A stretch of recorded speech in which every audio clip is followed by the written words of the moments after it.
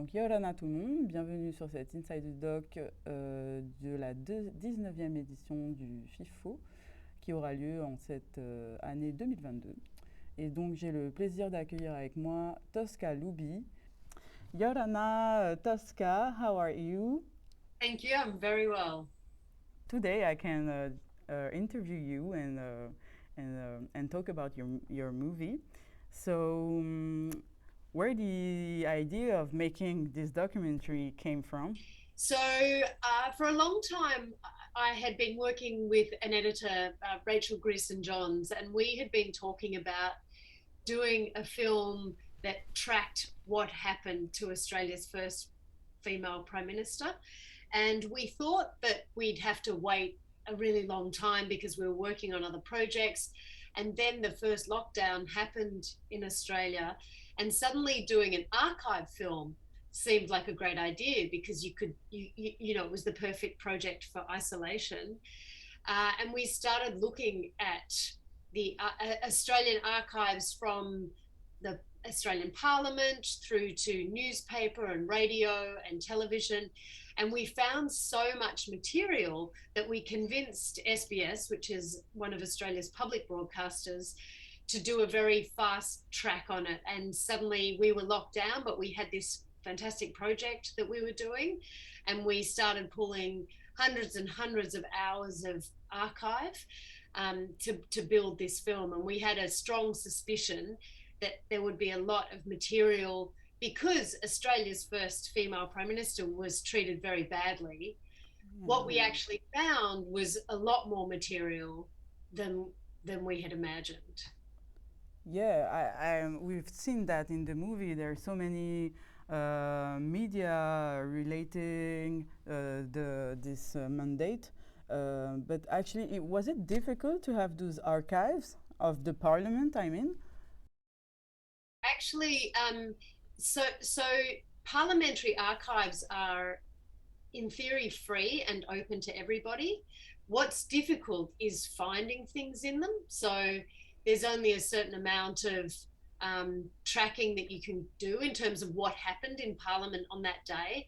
So the most time-consuming part of this film was trying to find those moments that we needed when someone had been in Parliament for 3 years. So we knew that across that 3 years, there was a lot of gold hiding in there. It's just we didn't know when. And so there were many, many late nights just going through everything, trying to find those bits that we knew were hidden in there. All right, you were looking at the footage, all the footage from the parliament, free from at least 3 years of documentation. Just that, and news reports, and from across different stations.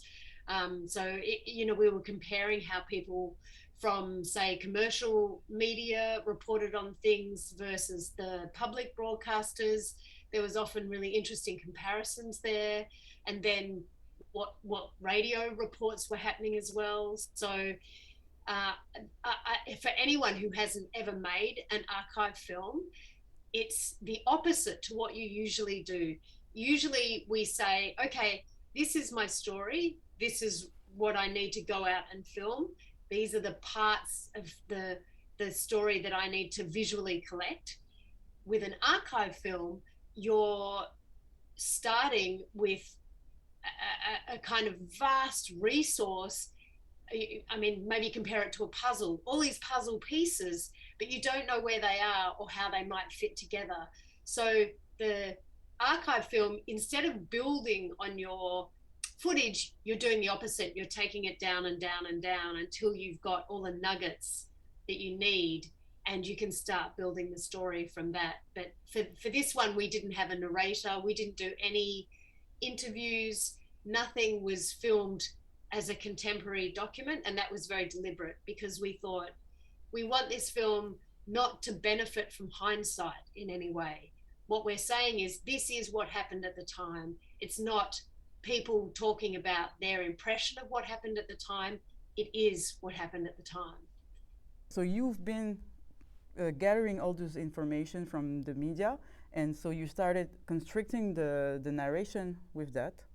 So, so it is 100% what happened. And were you at in Australia in 2010 when it happened?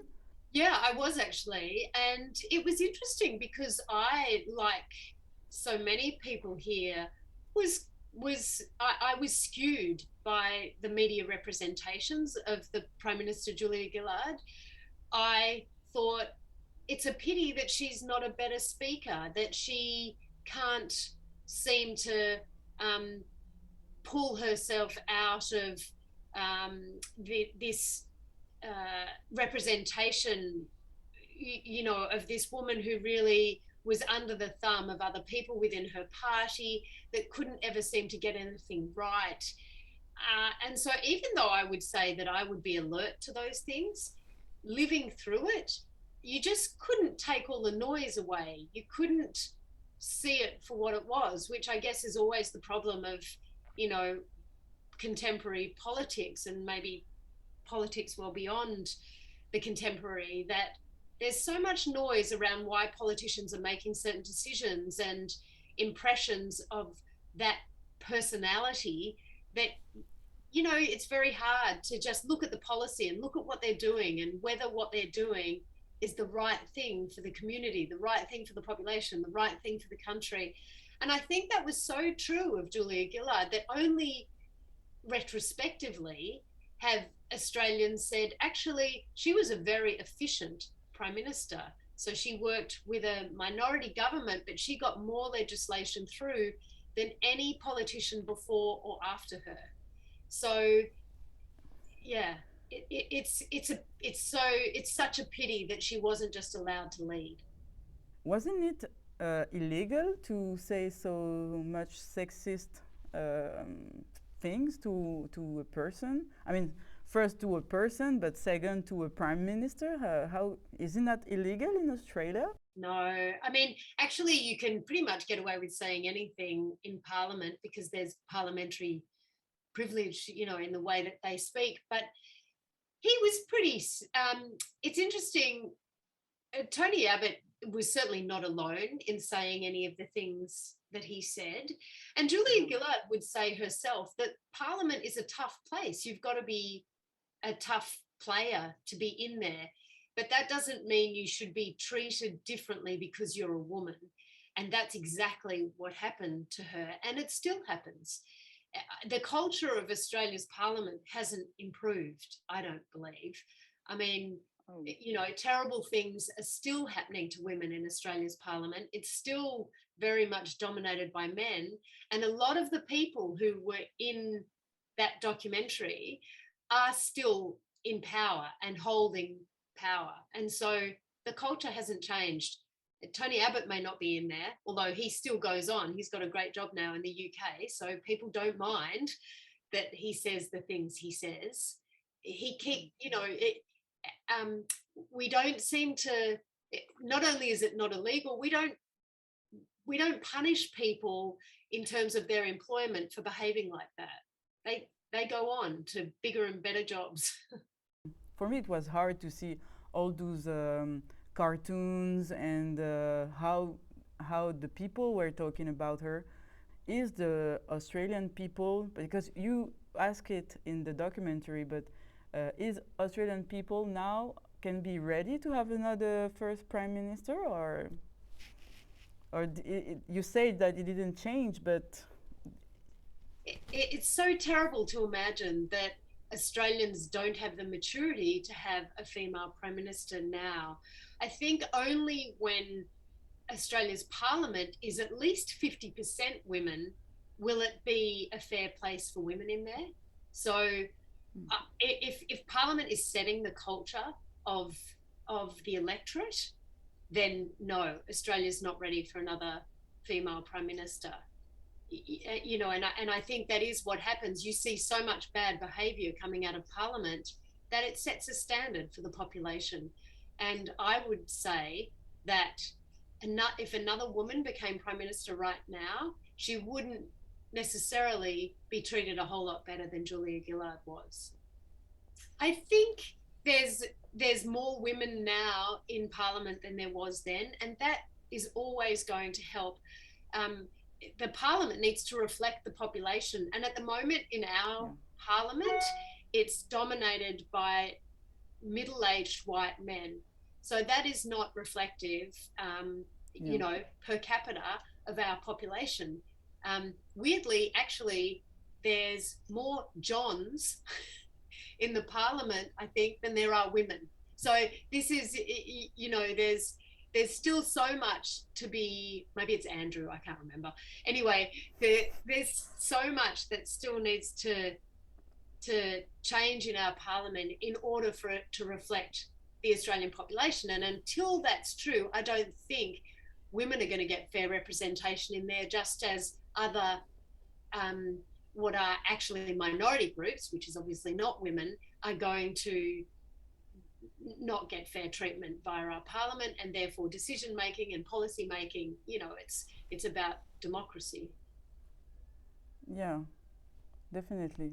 But did you have, I mean, now that you explained that it was in lockdown that you made the documentary, did you try to contact Julia to have her impression and what she said to that?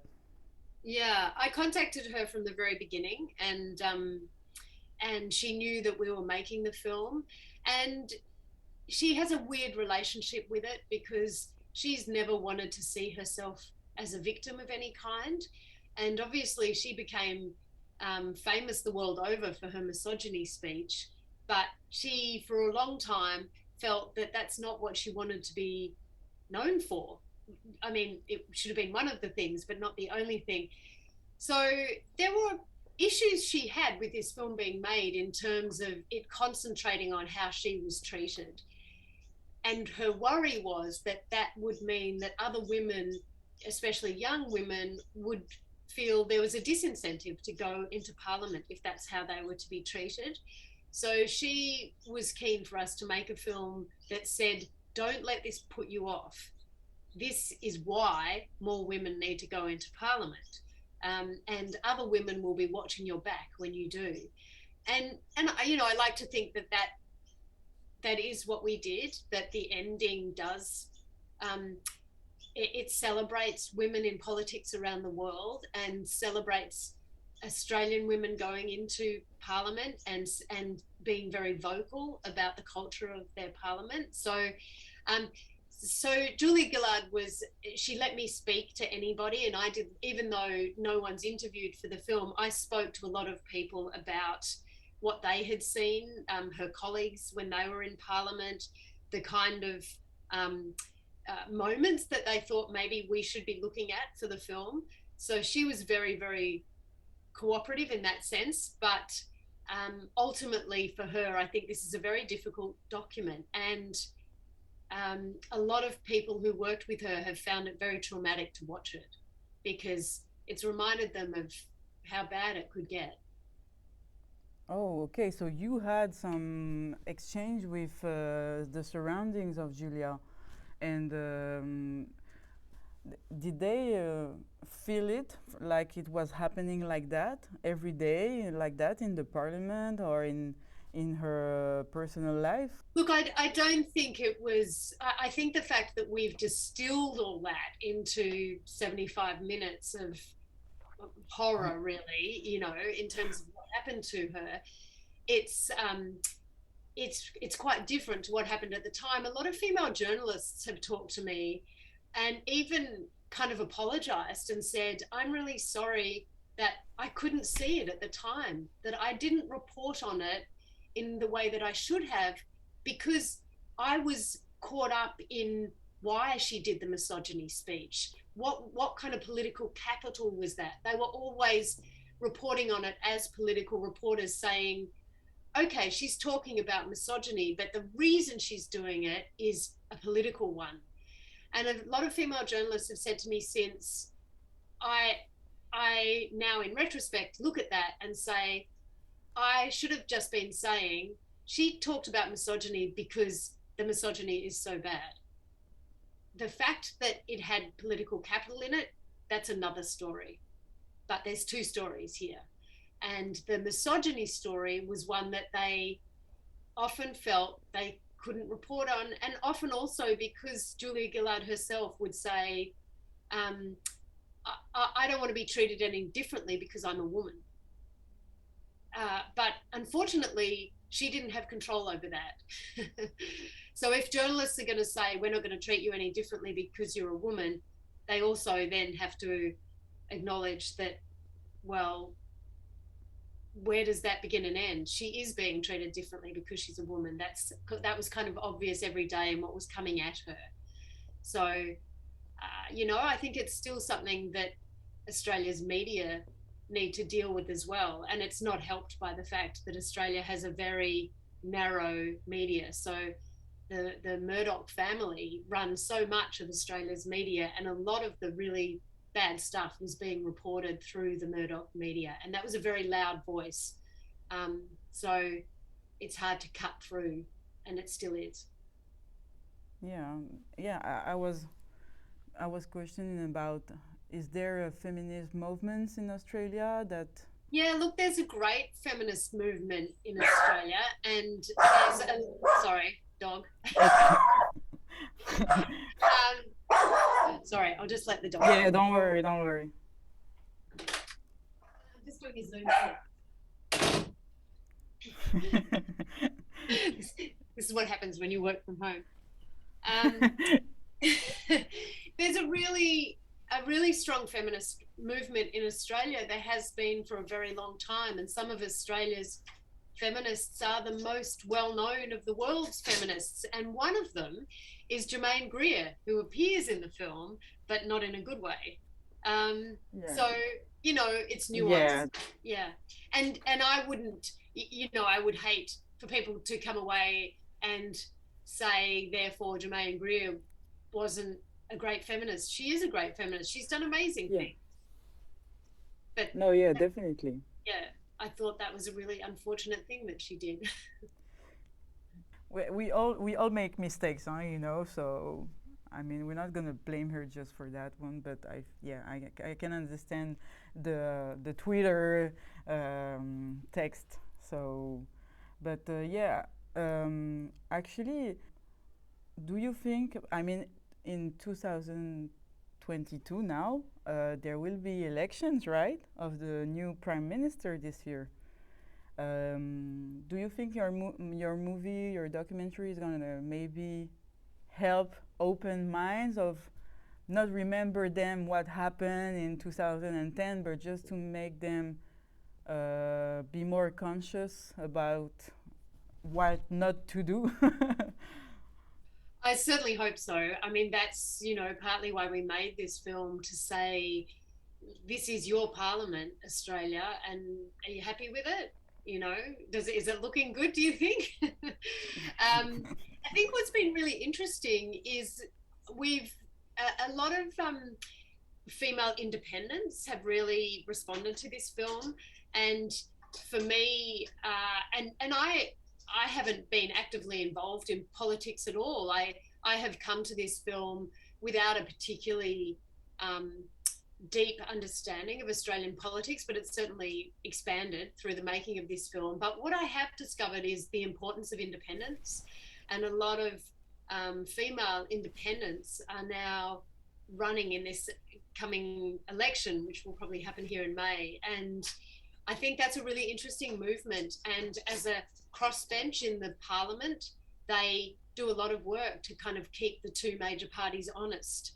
And I can see with climate action and all sorts of things that their independent voices are just so important as we kind of go forward and I hope create a different culture.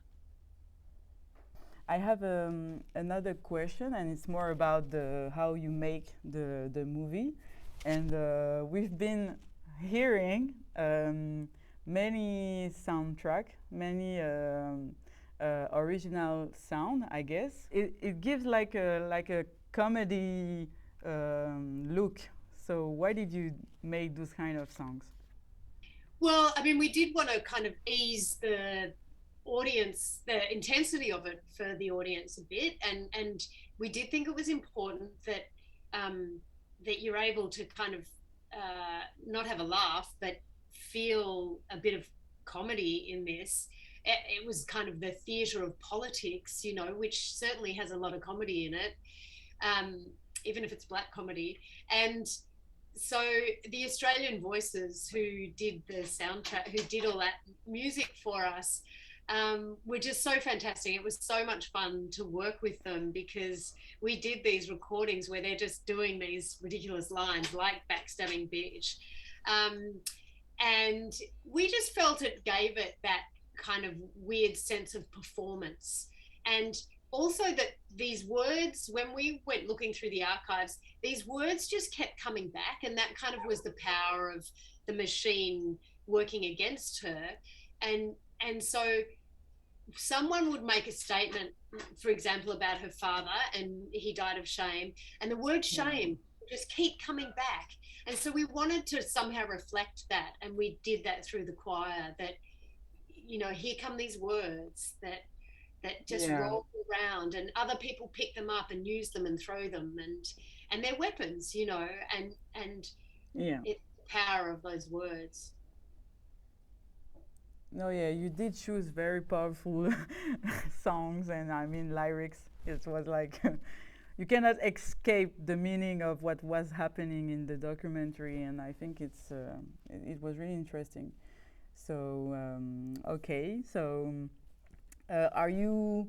It's more a personal question, but were you involved in some feminism movements? Are you involved in those kind of questions before doing this documentary, or? Actually, before I did this one, and they kind of crossed over each other, I was doing another series for SBS called "See What You Made Me Do" about domestic violence, and so yeah, I've actually done 2 years worth of what is considered feminist filmmaking, and quite hard films. And we're about to do another series following on from that about consent, which, you know, is obviously an issue worldwide, for especially, you know, as social media has such an influence. So you know, we do a lot of films about women's issues, and you know, I'm the mother of 2 daughters. I feel a duty to do it, and I find it really interesting, and I love working with other women too. We've got fantastic teams of women working on these films, and you know, that it's great. Thank you for your time. Thank you. Thanks. I hope a lot of people in Australia will saw this documentary. Donc voilà, merci d'avoir regardé cet Inside the Doc avec Tosca et son film Strong Female Lead, que vous pourrez retrouver en sélection au FIFO 2022 sur le site internet ou en présentiel à la Maison de la Culture.